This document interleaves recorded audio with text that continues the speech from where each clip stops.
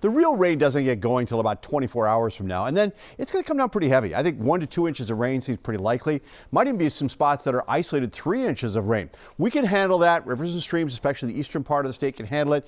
The issue we have is that it's going to come down right during the commute, which means poor drainage areas, roads are going to fill with water. That's going to make that Thursday evening commute really a mess. Now, the coastal winds will gust up around 50 miles an hour, lesser amounts inland.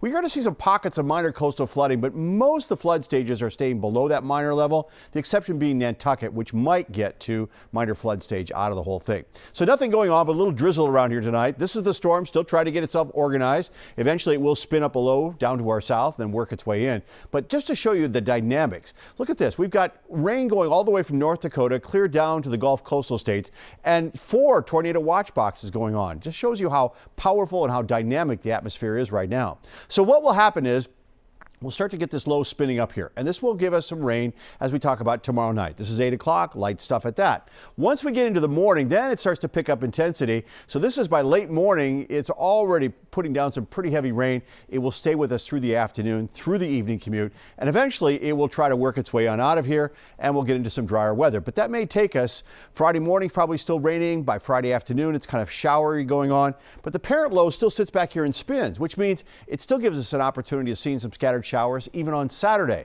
Sunday does look a little bit better. Now, the winds I mentioned are going to ramp up, especially if you're along the coast. These are the wind gusts on Thursday night at around 8 o'clock, 50 mile per hour plus, lesser amounts of wind inland. The issue we have right now is that, during the winter, we get a nor'easter coming through. The wind just blows right through the trees because there's no leaves. Well, now we've got leaves, and it's going to catch that wind. So 1 or 2 branches can fall onto a power line. You might have some scattered power outages out there as well.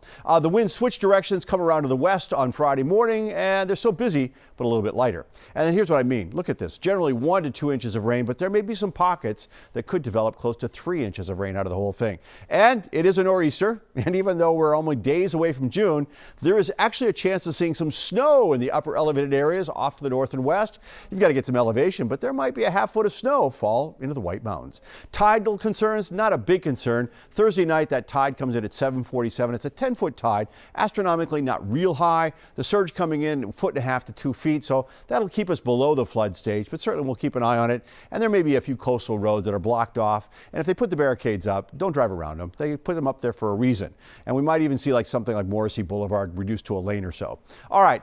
Right now, it's only 49 degrees. The air is saturated and the wind is out of the northeast, and we have a little drizzle going on out there tonight. That's what we'll see tonight. Drizzle and 44 to 48. It's a chilly night out there. And tomorrow, well, cloudy and cool day, patchy drizzle, but the evening showers, the beginning of the nor'easter moves in, and not a very warm day tomorrow, 52 to 56 degrees. Thursday, even colder. We'll struggle to get to the 50-degree mark with a cold, wind-driven rain out there. Friday morning is still raining, but then it will be tapering off during the afternoon to a few showers. Still a chance of a few showers on Saturday, but we're back up to around 60 degrees. Sunday, we actually get close to average with partly cloudy skies. Monday, it still looks like during the afternoon there may be a chance of a spot shower, but we're beginning a warming trend well into the 70s, and that will continue all into next week after we get through this really cold wind-driven rain that we're talking about on Thursday.